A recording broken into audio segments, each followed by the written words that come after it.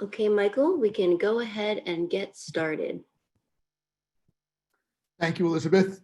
Good afternoon, everybody. I'm Michael Shifter, president of the Inter-American Dialogue, and I want to welcome all of you to a very special and timely session focused on Argentina, Latin America's third largest economy and a significant player in the region, a country that is confronting enormous and complex challenges. Like all countries, it is struggling to cope with the pandemic, but is also dealing with an acute economic crisis that predates the pandemic. Compared to other countries in the region, Argentina responded quickly and forcefully to the COVID-19 pandemic. President Alberto Fernández, who took office at the end of last year, implemented one of the Latin America's strictest lockdowns, which remains in place for major urban centers and especially in Buenos Aires. Fernández's approval ratings rose to between 60 and 80%, according to pollsters. At the same time, the country is facing an acute economic crisis that predates the pandemic. Argentina has once again defaulted on its sovereign debt, although negotiations with bondholders continue, and both sides hope to reach an agreement this month. Further, although the lockdown slowed the spread of the virus, it has also hit Argentines very hard.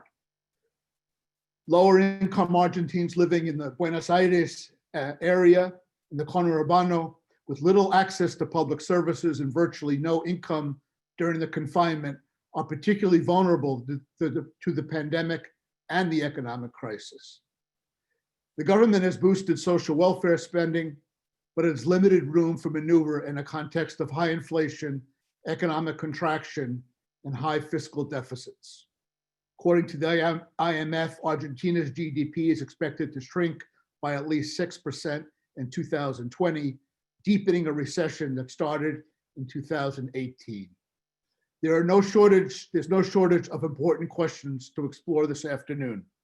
To what extent will Alberto Fernández use his popularity to consolidate his own power and build a coherent economic strategy beyond the debt negotiations? In the past few months, has the pandemic had any effect on the relationship between President Fernández and his Vice President, Cristina Fernández de Kirchner? How durable is the governing coalition?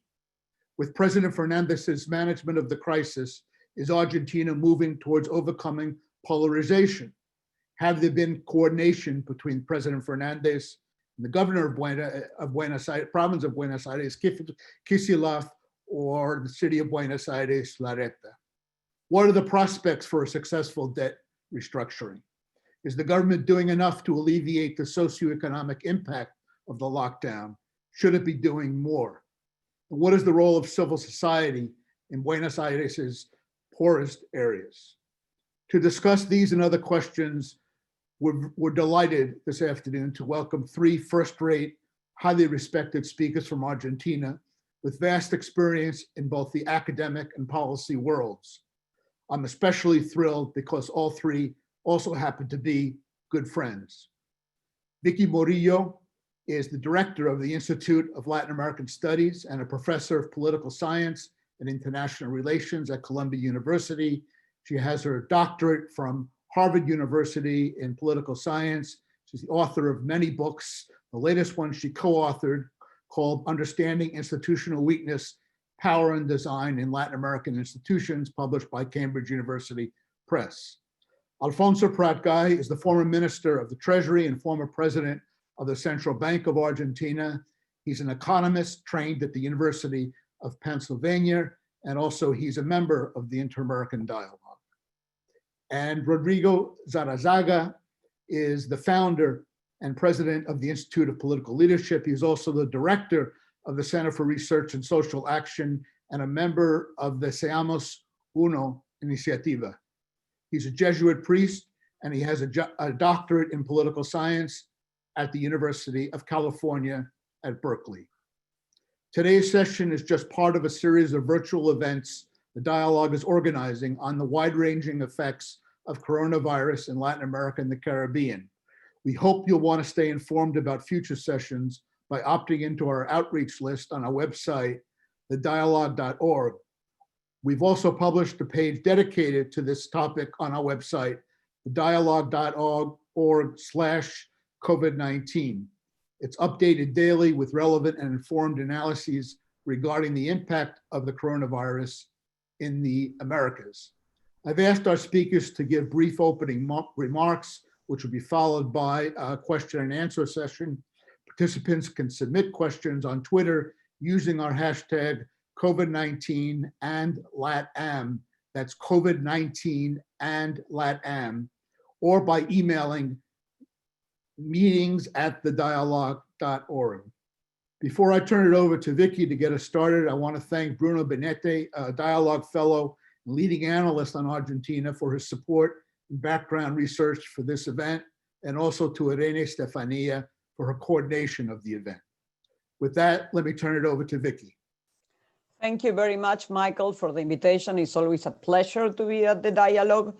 You gave me like 6-7 minutes to give a political landscape of Argentina, which, you know, can take the same amount of hours. So I'm gonna try to be as brief as possible. So there's two features long-term of Argentine democracy that I think are important to keep in mind. One is the nature of economic vote.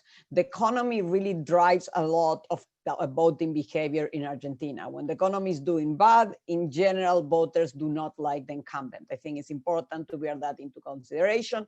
The second is the polarization, historic polarization of Argentine voters around Peronism. So it's either Peronism or not Peronism. This is a long-term historical cleavage, but what's peculiar about it is that it got divided with the emergence of Kirchnerism. So in the 2015 election, when Macri is elected, there were two Peronist candidates. One candidate that was the Kirchnerista one, and one candidate that was the anti-Kirchnerista Peronist one. And that was crucial in explaining the victory of Macri in 2015. We fast forward 4 years, Macri is going for re-election to 2019.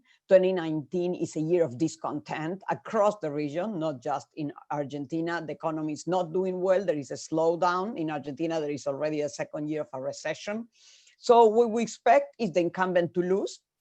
And that, of course, is what happened. Macri is not re-elected. He's defeated.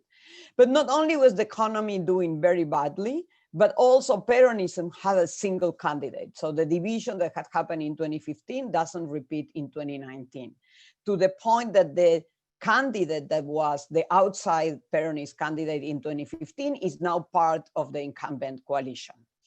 So that explains, I guess, in these conditions, the victory of Alberto Fernández, a candidate that is peculiarly elected by his vice presidential candidate as the presidential candidate of the party. The election of 2019 is important in the sense that it shows a pretty polarized electorate. You know, the rich provinces and the richer areas within the provinces tend to vote against the Peronists, and the poor areas and the poor provinces tend to vote in favor of the Peronists. The mandate for Alberto Fernández when he was elected was clear. It was economic recovery. The economy was doing bad. It was the second year of a recession. He was elected to deal with the economy and also with the pending issue of debt restructuring. Already when he is elected, Argentina has, you know, starting unilaterally not paying its debt. So that explains the selection of the finance minister, an expert on the debt, and a sign that that was going to be a priority of the government. Alberto Fernández allows the Peronists to win the election, something that they could have not done with just Cristina Fernández de Kirchner as the candidate. He also is able to talk to business sectors. He's a moderate. He's a candidate that can do things that the traditional Kirchnerism could not do. And he's also a political, very politically savvy. He has been on almost every administration since the transition to democracy, has friends everywhere, and he's actually spent the first part of his political campaign building the coalition that brings him to power, that Frente de Todos, the Front for All. And that shows by the time he is the president. The government has been working as a coalition. There are many different factions represented by the government, and all of them are represented within the cabinet and the different positions of the cabinet. That, in fact, has slowed down a bit the process of appointing people. But that is a sign of the coalitional nature of this government. When he was elected, he put priority to the economy. he put priority to what he said, starting with the most vulnerable. There was a recalculus of pension payments that was going to be temporary. There was an initial discussion of judicial reform with the taxation component, because the judges in Argentina do not pay taxes. And there was also the discussion of putting on the table the promise of abortion legalization, which have also mobilized dramatically the groups of activists and a lot of the population in 2019 in Argentina. And it was fiscally not very expensive. So all of this really was getting prepared to the major issue, which was debt renegotiation. And in fact, the government said, okay, we're gonna put everything in pause until the debt gets solved. And the debt will be solved by the end of March. But then COVID-19 reached Argentina in the middle of March. So that kind of transformed the politics of the country. Everything got geared to deal with the pandemic. Argentina is a federal country, like the other federal countries in the region, Mexico and Brazil. The first move in terms of social distances were done by local units, by provinces that were first hit. But differently from Bolsonaro and from López Obrador, Fernández was very, very quickly into moving the country into measures of social distancing and a quarantine. The other difference with the other two leaders of federations in the country is that he did it in a bipartisan way, as you mentioned. From the very beginning, he appeared in his press conferences with not only the Peronist governor of the province of Buenos Aires, but also the mayor of the city of Buenos Aires, Horacio Rodríguez Larreta, who is part, actually, the most important leader at this point, I think, of the opposition. So I think that bipartisan movement was crucial, both in shooting up his popularity, as opposed to the case of Bolsonaro, where his popularity is coming down, and also in achieving a lot of compliance with the measures of social distancing. Argentinians are famous for not following the rules unless they want to follow the rules. So between fear and the fact that this looks serious because people from different sides were having the same discourse, I think that affected, there's actually experimental work showing it affected social behavior, different from other countries that were more polarized. So I think this was crucial in the effect. And that's what explaining the increased popularity of the president. Now, his increased popularity also has effects within his coalitions. Remember that he was elected as by, Cristina Fernández de Kirchner, who was more popular than him at the beginning, but now he's certainly the most popular figure within his coalition. His authority has been reinforced by his dealing of the pandemic, and that might be causing tensions within his coalition. Interestingly, there's also tensions within the opposition, again, between the leadership of Horacio Rodríguez Larreta, who appear as more bipartisan in working with the president for the pandemic, and other sectors within the Juntos por el Cambio, which is the coalition in the opposition that was in the government until last year. And I think here again, what we're seeing is a calculation that, if Argentina goes back to economic boat and the economy does not look good, you want to be in the opposition. There's also a tension of who is going to be leading that opposition. So just to conclude, I think that once the pandemic passed, it's important to think that for Argentinians, even before the economic effect of the pandemic was very strong, what they were thinking about was the economy. So my sense is they will go back to think about the economy, and the weight of the economic boat is going to be very important. So for the government, that's an important concern, how to deal with the economy going on post-pandemic. Now that priority is health. And also an issue that I'm sure Rodrigo will talk more about is the fiscal demands on the state by both the poor and the middle class that have becoming increasingly dependent given the effects of social distancing. Thank you. Great. Thank you so much. That was really terrific. It's a great setup for Alfonso. Alfonso? Thank you, Michael, and thank you for setting this up. I'm thrilled to be part of this together with Vicky and Rodrigo, and I'm very much looking forward to the Q&A session as well. I've got 5 points to make. I might not be able to make them within, the first 7 minutes. So if I don't get there, I will use part of my time in the Q&A, because I'm sure those questions will come in any case. My first point is that lockdowns are very regressive as an economic policy instrument. They are very regressive. It's not that you are meant not to do anything, but of course the choice of a lockdown, and particular stringent lockdowns, are very regressive in many ways. Essentially, for countries such as ours in the region, in Latin America, where the informal sector is north of 30, even 40% of GDP. Sometimes most of the workers are on a daily income stream, and asking them to stay at home is essentially asking them not to eventually eat, because they live on a daily income basis. And this is something that needs to be taken into account when we look into the consequences of the response that we're getting from governments across the globe. It's not the same if you've got an Asian culture and an Asian infrastructure or an European infrastructure. I can expand on that further along. My second point is that despite the efforts that the government seems to be making, the aid is not nearly getting as quickly and as extensively as the government is hoping the aid to get. And I'm going to use only 3 numbers here, because I don't want to use too much of my time.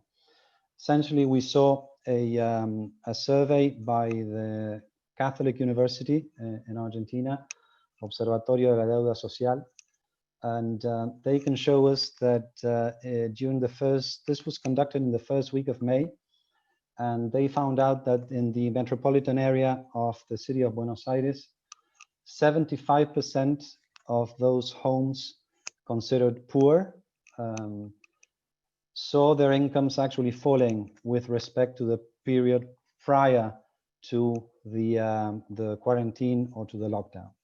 So in as much as the government should be focusing on the base of the pyramid, only 25% of their effort is reaching that part of the pyramid.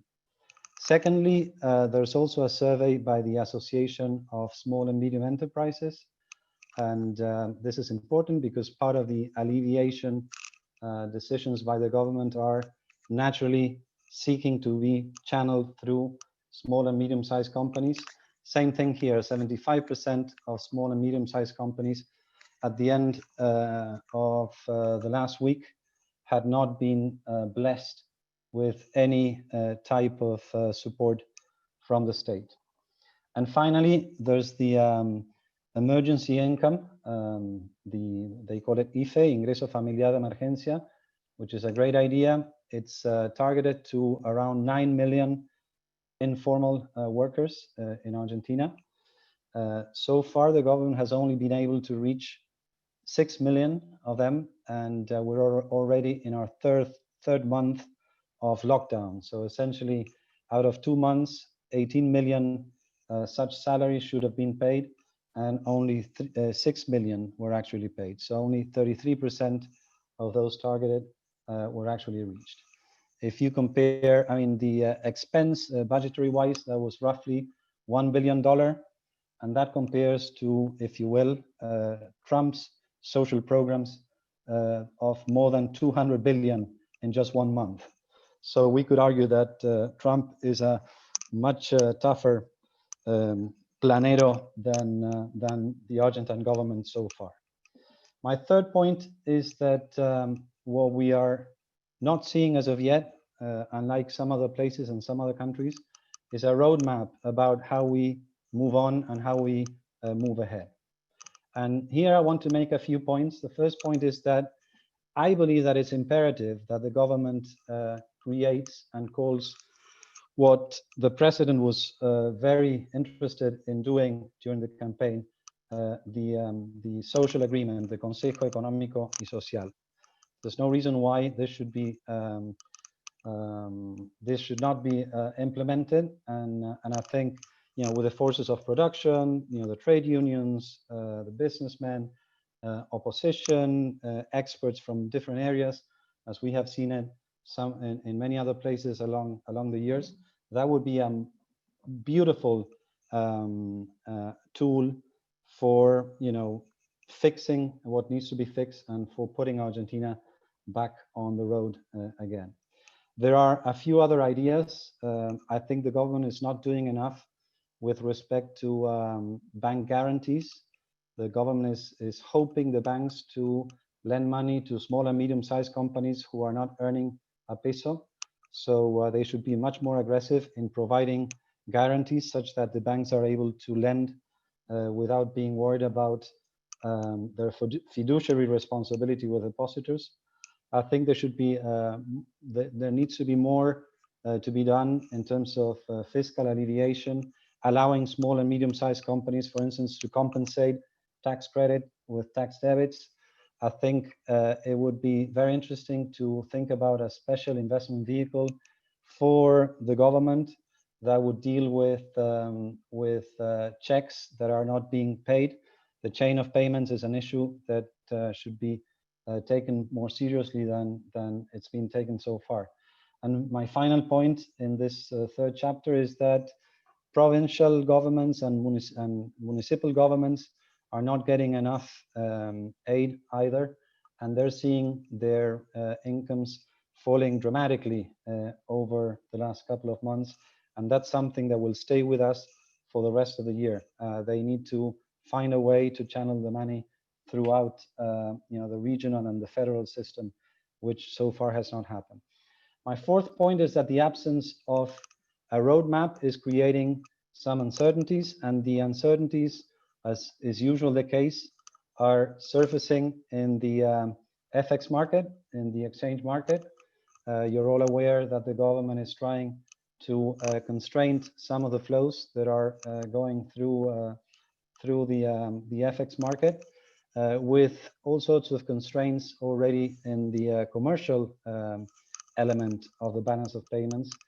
And imports are now being restricted even for the most dynamic export sector. And this is something that can and will create some further inconsistencies.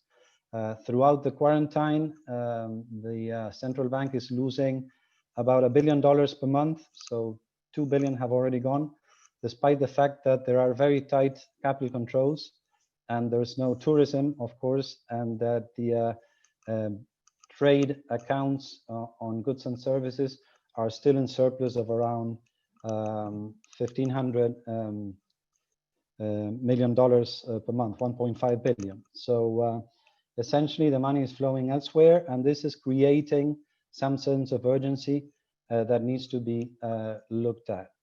The final point, and I'll go very quickly, is that what you were asking, Michael, the debt negotiation. I think that from the beginning, the government thought that the debt negotiation could be used as a credibility anchor in absence of other credibility anchors in the system. But so far, the strategy is kind of, you know, dragging along, and we got two big news today in that regard. Essentially, there was a new offer by the government, and in that offer, and I'll refer to that offer later on in the Q&A session.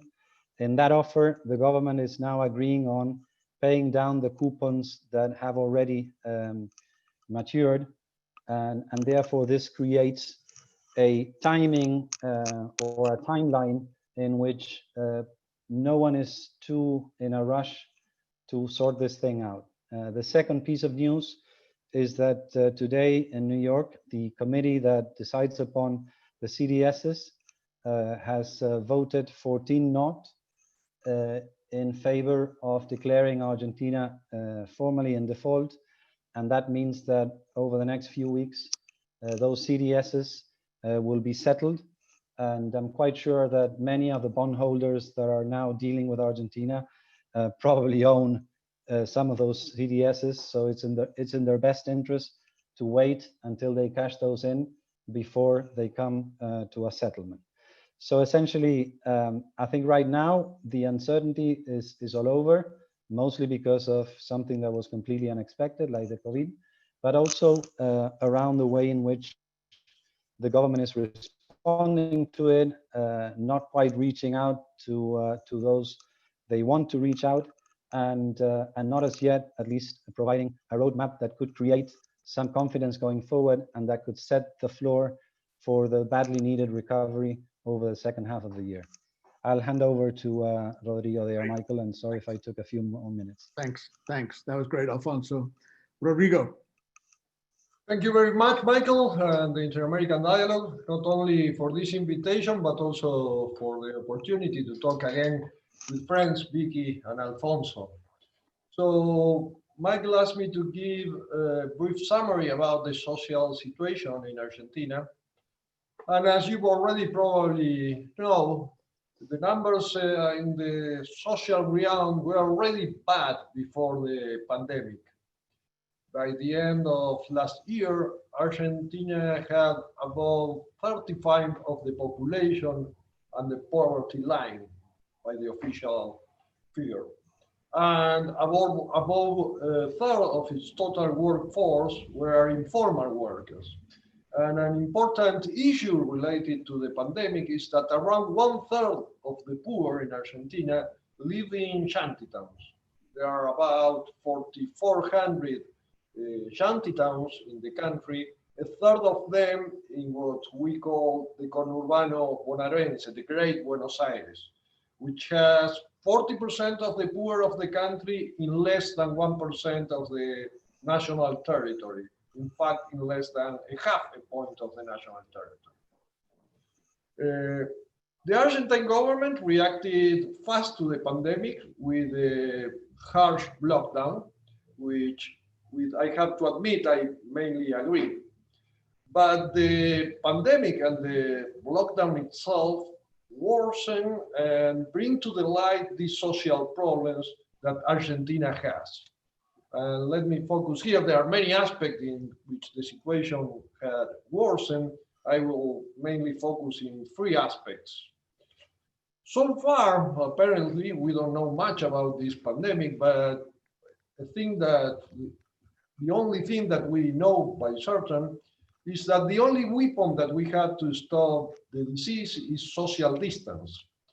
And social distance, regretfully, is not very feasible at the shantytowns and poor neighborhoods. Overcrowding conditions, lack of public service, precarious health systems, and food shortage, among others, make social distance almost an impossible mission in shantytowns and poor neighborhoods. Just that you have an idea, only around 5% of the houses at shantytowns are connected to a sewage system, and less than 10% have regular connection to the water supply. So obviously the pandemic is spreading more quickly in poor neighborhoods, and it's more dangerous for the poor. Second, as Alfonso was commenting, the lockdown shattered the income of independent and informal workers. As I was saying, it's reaching almost to half of the workforce. Independent workers as hairdressers, electricians, small groceries that usually do not receive state welfare support, state welfare programs, suddenly found themselves without any income, and usually they do not have capital. Besides them, those who were already poor, who received welfare programs, but usually complement the welfare programs with small works in the side, like selling stuff in the streets or picking up and refurbishing garbage. All those saw their additional income also disappear. So after 75 days of total lockdown, the poverty line is probably now above 40% of the population. Lastly, the third aspect that I would like to mention is that the lockdown highlighted, and the pandemic by itself, highlighted the lack of state capabilities, especially in poor areas. It is not even a liquid state, but is more a gaseous one. Its presence is weak and inconsistent through the territory, especially in poor areas. Such a couple of examples. All the advertisement in the streets, the health ministry continuously speak about the importance of us washing our hands with water and soap. But in many of these shanty towns, the state is unable to provide fresh water. There has been recently, there's my window there, half a mile from here, there is a shanty town that we call La 31, the 31, because, and despite being just a street across the most fancy neighborhood in Argentina, they lacked fresh water for several weeks. We told the children they have to follow online classes, but the lack of connectivity is very common in most of the conurbano areas. So again, this pandemic highlighted the weakness of state capabilities. So the government has to respond to increasing poverty and increasing needs, but without much tools in some ways. And actually it's responded increasing the already large Argentine social spending, but especially in cash transfers. As Alfonso was telling you, it expanded the cash transfer by giving 10,000 pesos to around 9 million of informal and independent workers. Well, at least that was the target. Then, because among those 9 million workers, you have many people that are independent workers that were not before in the state welfare system, the state has difficulties to reach them. So they are independent workers that usually live from their own work, that now they have seen their income disappearing and they do not belong to any of the state systems. So it's hard for the state to reach them with these 10,000 pesos. It has also, the government paid the salaries in April for around 1.5 million workers in around 230,000 business, and is doing that again in May. And also is distributing food, but mainly through the social movements. And again, the lack of state capabilities in this regard highlights the relevance of social movements to channel resources to the poor and keep social peace. They are the main representation, the main political representation of the poor in Argentina. So closing these remarks, I think that two main questions remain open.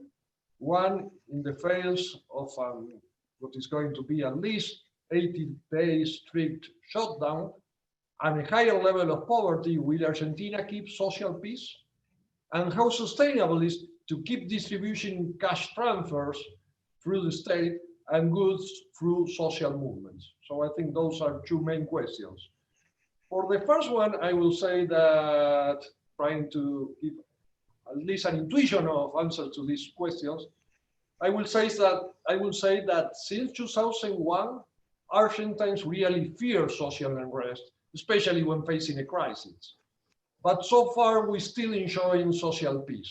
I think four main reasons: large social spending that was not there in 2001, the national government and most of the powerful governors are acting together, because many of them belong to the same party, the Peronist party, but also with the head of the city of Buenos Aires, Rodríguez Larreta, even he belongs to the opposition. Third, the government has the support and have kept inside the coalition the social movements. And so social movements are helping to keep social peace. And last but not less important, people are afraid of getting sick, so they show less proclivity to getting together to protest. Now, there's a bigger issue about collective action these days, is that people just fear to feel sick. Therefore, I don't see many actors looking for social unrest, at least so far.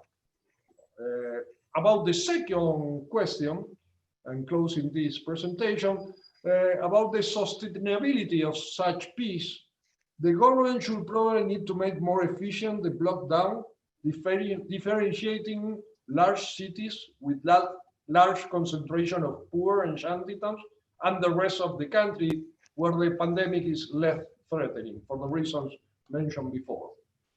However, even given that, a big challenge ahead is how to activate the economy, prevent the collapse of the low middle classes sectors, and incorporate people to the productive system.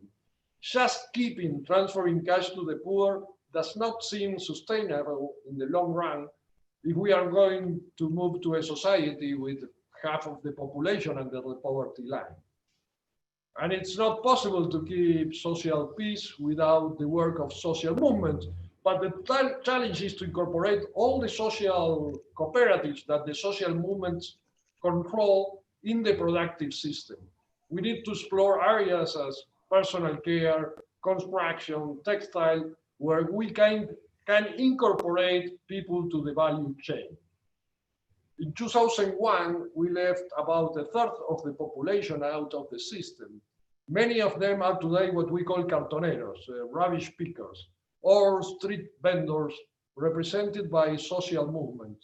The challenge is not to come out of this crisis with a new generation of them. Argentina is one of the few countries, if not the only one, not improving its rate of poverty for the last 25 years. Clearly, we need to do something different. Thank you. Sorry if I spend more time. Oh, that was great, Rodrigo. Thank you. And thanks to the three of you for a great set of remarks. And I think we're gonna, I'm gonna sort of combine a few questions I had with the questions from the audience because a lot have come in. And I just want to remind everybody that you can submit your questions on Twitter using our hashtag COVID-19 and LATAM, or by emailing meetings@thedialogue.org. Let me, if I could, start with Vicky, who laid out, extremely clearly the kind of the political landscape. But I just want to, if you could maybe go into a little bit further this question of the president and the vice president, and how the president has all of this popular support. To what extent has that really translated into effective power, the popular support? And how would you define in very succinct terms, the two different concepts or ideas that Alberto Fernández has versus Cristina Fernández de Kirchner? One other element, maybe if you could also touch on Congress, which we really haven't talked about, the role in Congress of all of this. Okay, well, there's a lot there. Let me try to be succinct. So the power in among the Peronists, and I guess in any political power, in any political party, is the extent to which you can bring votes. If you're going to win elections, you will need the votes. And in Argentina in particular, I think the vertical accountability and the support of the votes is crucial. And this is both for the government and for the opposition. And so when Cristina Fernández de Kirchner chooses Alberto Fernández, I think he was the one who coined the phrase that she didn't, without her, it was impossible to win an election, but with her, it was impossible. With only her, it was also impossible to win the election. So you needed more than her third of the votes. And he was able to bring all of these factions that were not with her, but would be with him. But still, he didn't own many of these votes. He was like able to craft a coalition, bringing people who own these votes in a sense. And now he is a very popular president. So if the election were tomorrow, although we won't have elections tomorrow, he would be able to get a lot of support by himself. So that gives him an authority. So what's interesting is that he doesn't have as many of his own people. His team is relatively small of the people who are really close to him, as much as he has popular support. So he's in a very strange position, but in a position of building his own authority. And he has been quite effective, I think, in doing it. He has a peculiar form of doing it. He's someone who likes to explain. He's someone, I think in some ways, he's similar to President Alfonsín, who was not Peronist, but he has that kind of personality. He certainly wants to do the bipartisan thing, because he also feels more comfortable, seems to be doing this. So in terms of Congress, this would be both a blessing and it could be a problem. So it's a blessing in the sense that although the government has a majority, you know, if you add all of these different factions plus a third group of people who are in neither the government nor the opposition, but could be added and have been voting in the very few legislative votes we had so far, you know, it should be relatively easy. But I think he would also need, for some of the policies, you know, for some policies, he might need the opposition, depending on the taste. So it depends on the policies that he wants to choose now going on post-pandemic or during the pandemic in the economy. Some of the policies are more divisive than others. So for them, he would need to rely more on his own coalition and keep it together and maybe make concessions to people within his own coalition. And if he wants to move more towards the center, he would need to make concessions to some legislators who are not in his own coalition. We don't know exactly how he's going to continue. So far, because of the pandemic, he has not need to be very, to enter into conflict. In general, he has tried to be a very moderate and more than moderate, somebody that tries to bring people together. But I think that might change in the future. I mean, we are all in like a temporary pause. We're expecting what happens with the pandemic. We're expecting what happens with the debt renegotiation. You know, I mean, there is a lot of temporary situations to his president so far. But at some point, those things will end, and then it will be more clear what are the choices that he makes with whatever authority he has been able to build. I think it's also useful to point out that the one issue that doesn't come up in Argentina, but comes up in virtually every other country in the region on dealing with pandemic is the role of the military. I don't think that's an issue in Argentina, but it certainly is in many of Argentina's neighbors. So I think that's something at least to recognize, which is I think very, very positive. There's a question, a couple of questions for Alfonso, if I could. One of them is do you see if there's additional spending for the lockdown, how do you think that it could be financed? And let me ask a second question, which is regarding the social agreement or social pact that you alluded to. In practical terms, how would you go about doing that? Is this something that should take place in Congress? And can you kind of flesh out a little bit of how this new social agreement, what it would look like, and how would you approach it? Yeah, of course. Thank you, Michael. I'll start with the latter question. Yeah, we've got many experiences, particularly in the 80s and 90s in Europe. Some of those experiences are still going on.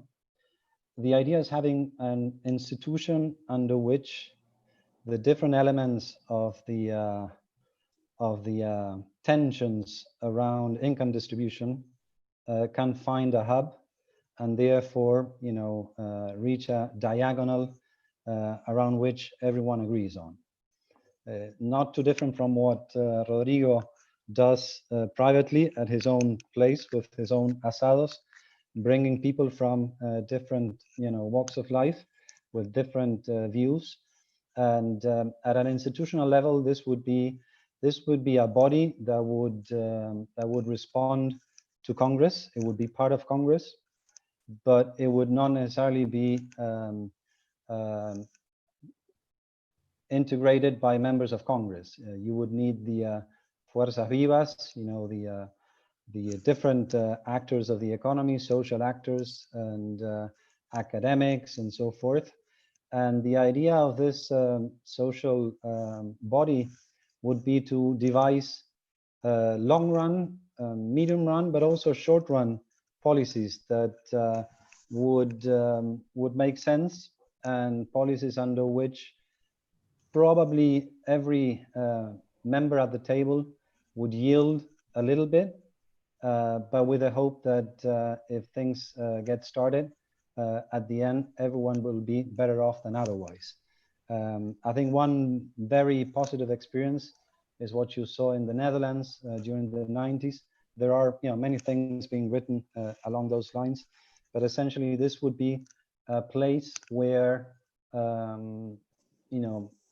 politicians could drop their weapons for a while and bring in everyone else that is very committed to pushing in the same direction, despite the fact that distributional tensions will always be. But I think, as Rodrigo was saying when he mentioned the structural way in which Argentina's social indicators have been worsening along the past decades, to a large extent, my view is that that has to do with the way in which we have not been able to agree on even basic issues going forward. So to me, this is very, very important. It's critical. It's something we tried, at least I had the idea of bringing together in the previous administration. It couldn't be done, but I was hoping that now with the visible support of this president, they would try to do it. So let's hope it happens, basically.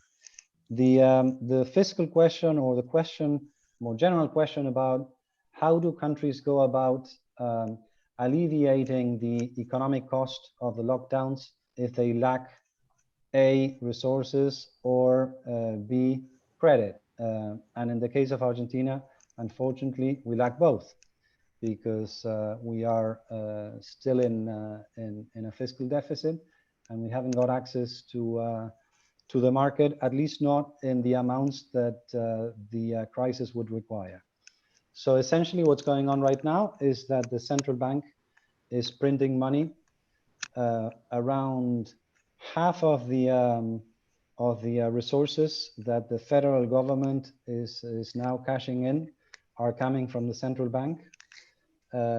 This is roughly 300 billion pesos per month, which is a lot. Of course, it's creating a significant acceleration of money in circulation, which so far is not a problem because there's not much demand, and therefore Argentines are not running, even if they wanted to, they couldn't run to the shops to get rid of those pesos.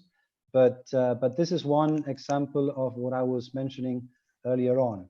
Without a roadmap around what will happen when the lockdown is over and how will the central bank go around absorbing excessive pesos if there are excessive pesos in the system, is something that should be discussed already today. I think the central bank tried to do something along those lines, but in a very different market, the FX market, rather than the peso market. And the governor of the central bank said something like, we're putting these FX controls now, but once the debt negotiation is over, we'll remove them. Well, that's at least an effort in terms of marking, putting some lights on the road ahead of us.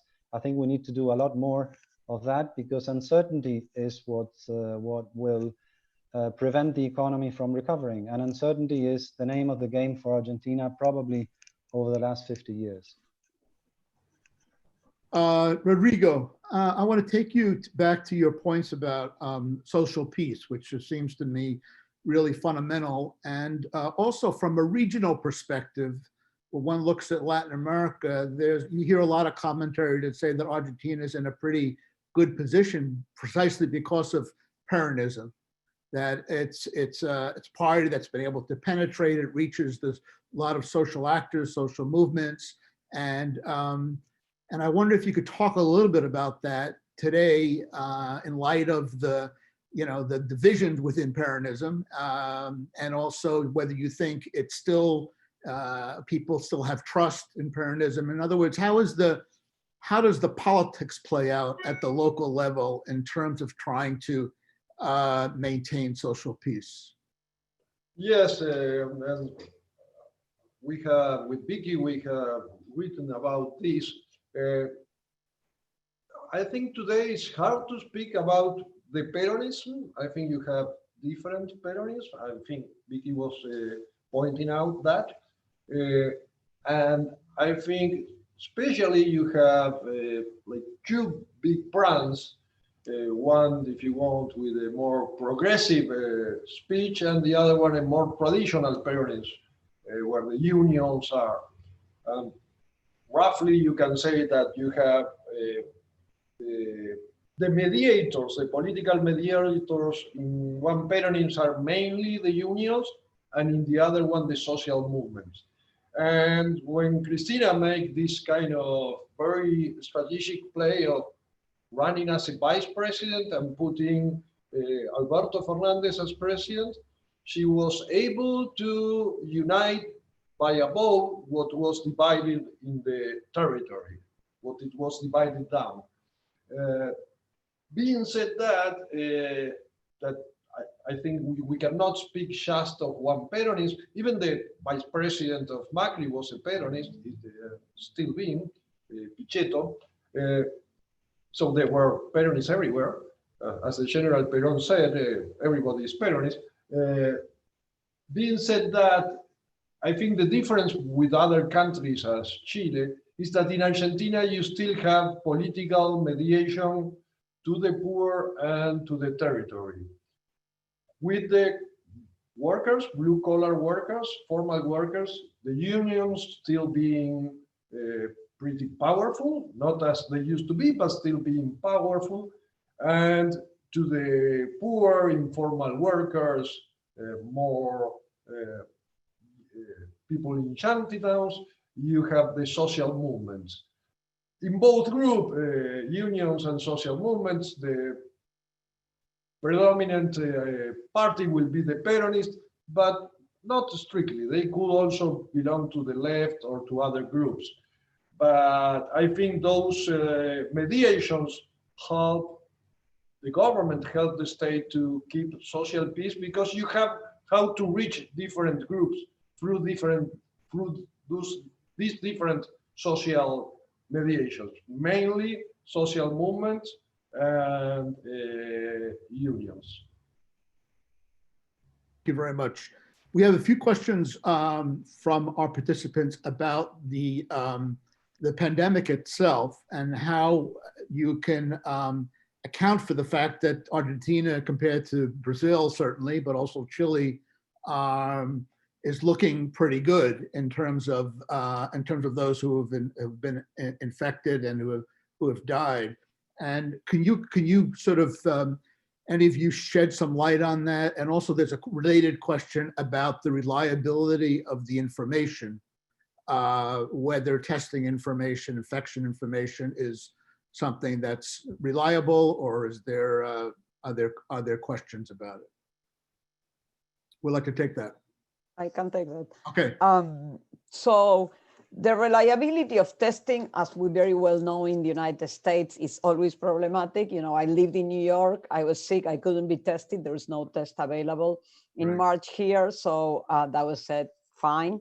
The data on death, it's more accurate. I mean, there's a problem with data collection across the world at this point with COVID-19. But to the extent that what you want to talk about reliability, the data on death is more reliable than the data on contagious.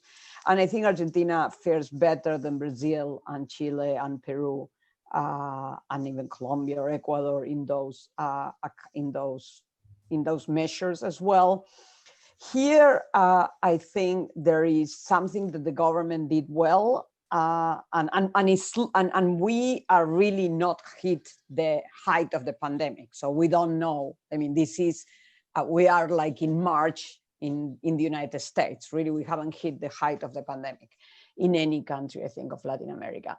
But the government was very fast, not as fast as I said. El Salvador, I think, declared the quarantine earlier than Argentina, but Argentina was among, you know, the first countries to establish a quarantine. And as I said, I think the most crucial thing is that it did it in a concerted effort with the opposition. So people believed in the seriousness of the effort. And so that restrained the initial spread and gave the government some time for the medical system to be, you know, more prepared. The second, I think, is that although the Argentinian medical health system has a lot of issues. It's still in better shape than many in the region. So Peru established the quarantine almost simultaneously with Argentina, actually, and it was very strict, but the health system couldn't deal with the pandemic. So the numbers are terrible, the number of deaths. And so I think here, although I know we are not where we wanna be, there is a legacy of also inheriting a better health system, better health resources than other countries in the region. So I think it's the combination of both. We did better than Chile and Brazil in terms of declaring the quarantine and work in a bipartisan way, but we also inherit a better health system than Peru.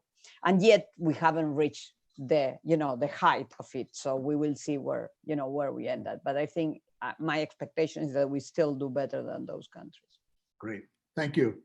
For Alfonso, there's a question directed to you, a little bit more about today's news, about the government agreeing to pay coupons that have already matured. What is the impact on negotiations and on the country's debt sustainability assessment? Does this mean that the missed payment of $500 million or so from the May 22nd will be paid? What about the upcoming June 30th payment of a similar amount? What do you expect? Okay, good question. Let me backstep a little bit because I think we need to spend some time in analyzing the new offer. There was much talk about the offers or the counter offers coming from the creditors, but I believe Argentina's second offer went largely unnoticed, at least in the local press. So we need to, spend some time at it. Essentially, I think it was a significant concession that the government has now offered in the second proposal. They've reduced the grace period nearly 2 years. Some bonds will start paying in 2022 now, as opposed to 2024 in the original schedule or in the original program. As I mentioned before, also there's a new bond that will take care of any coupon that matures from the old bonds during the debt negotiation. That's quite a bit. I mean, there's a lot of focus on the payment that Argentina has missed on recently on May the 22nd. Those were $500 million. Think about $500 million with respect to a total claim of 65 billion.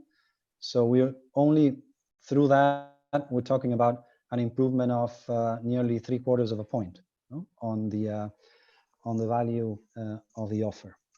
And also there's been two more areas where the government has opened up the purse, if you will, bringing in some of the maturities of the new bonds.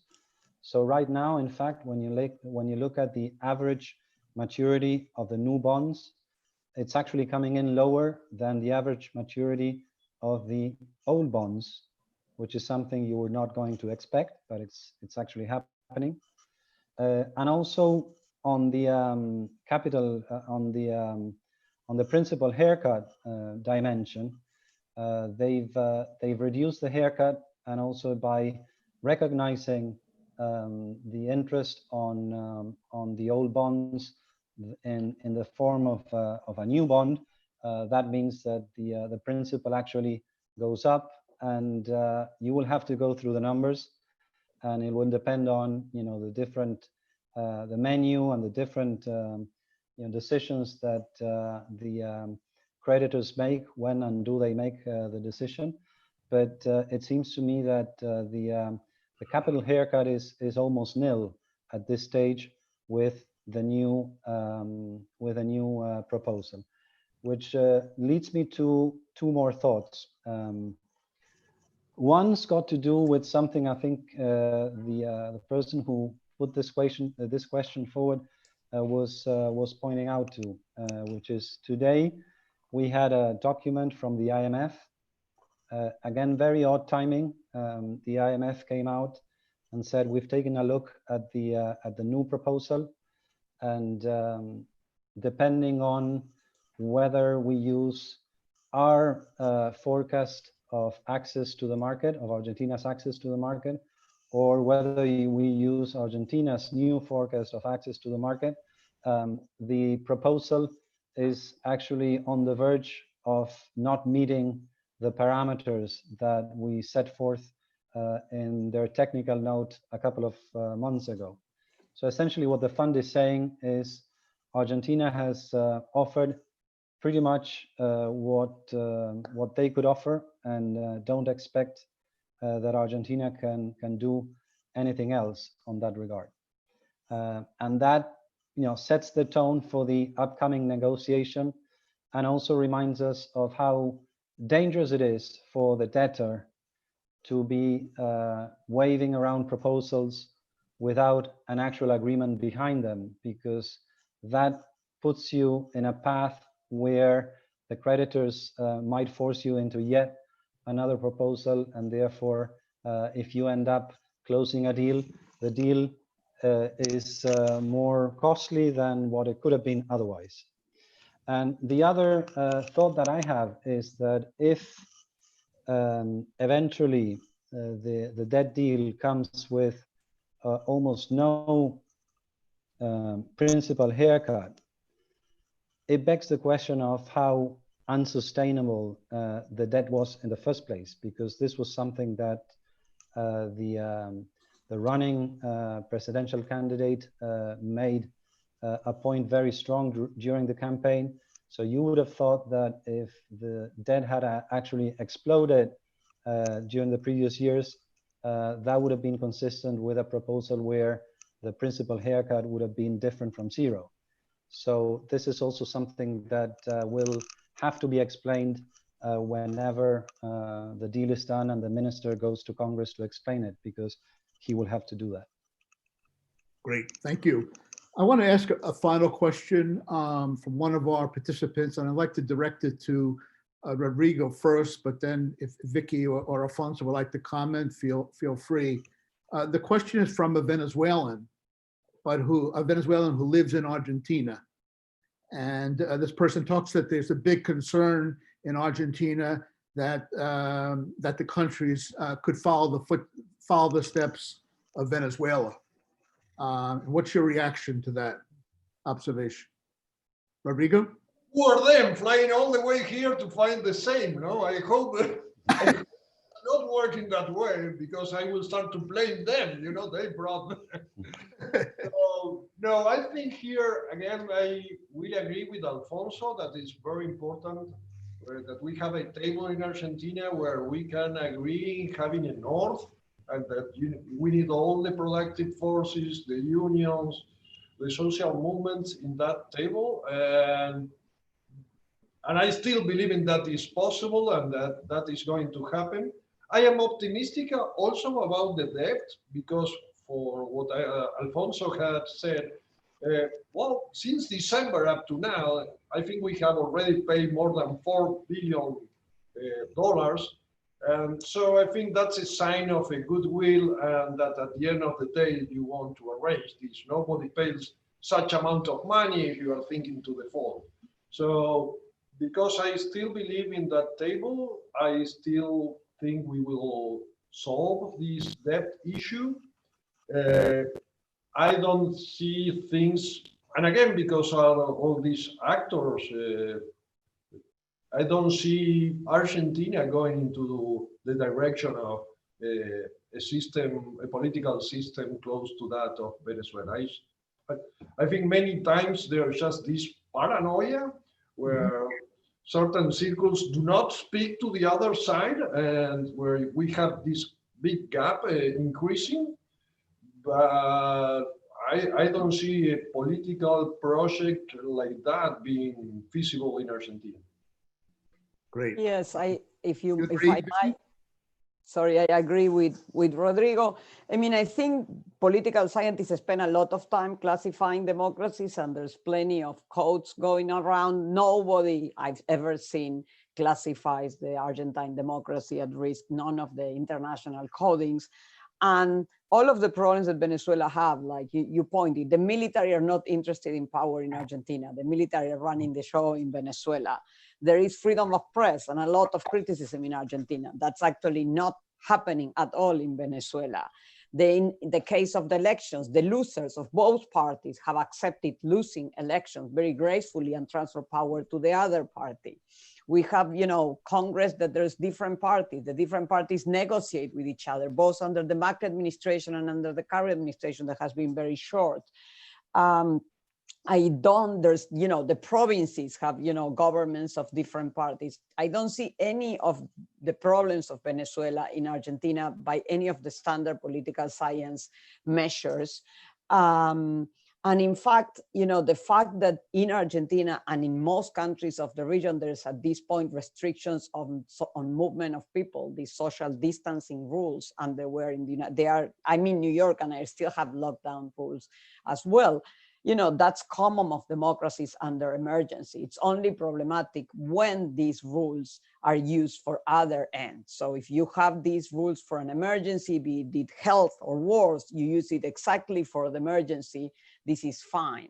If in cases like Venezuela, you use the same rules to close the opposition press, okay, then it's obviously not related to the emergency. So I don't see any risk of Argentina becoming at this point close to the current and sad situation of Venezuela.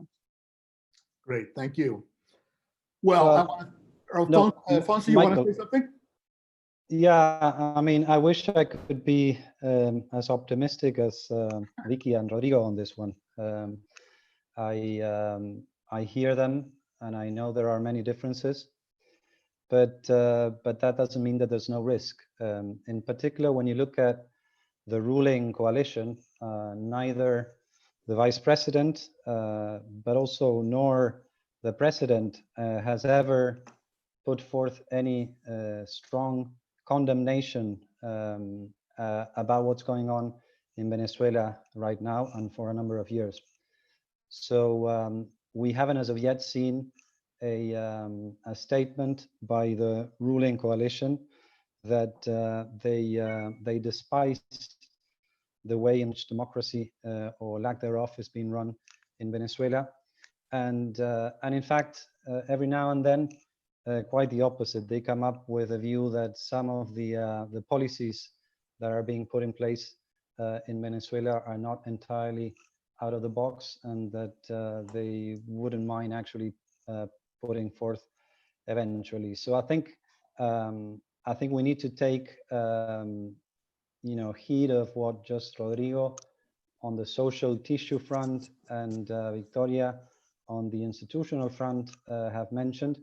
It would take a lot more to bring Argentina down to Venezuela, but that doesn't mean that we are destined not to go in that direction.